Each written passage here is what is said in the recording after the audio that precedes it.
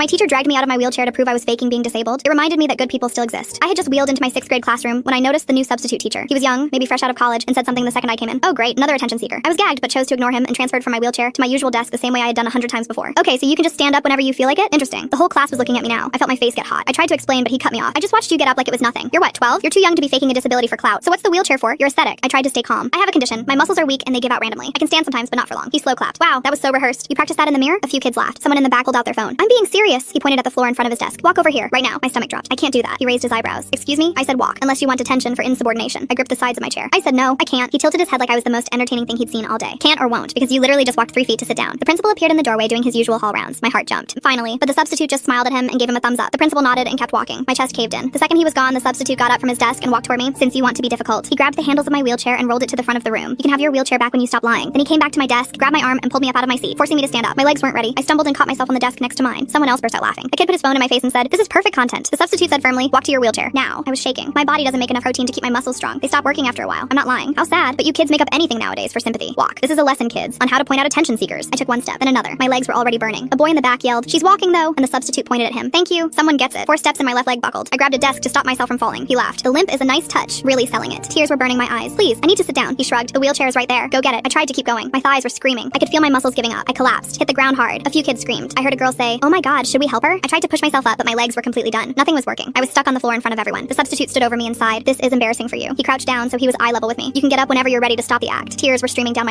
Click the link in my profile to watch the exciting follow-up.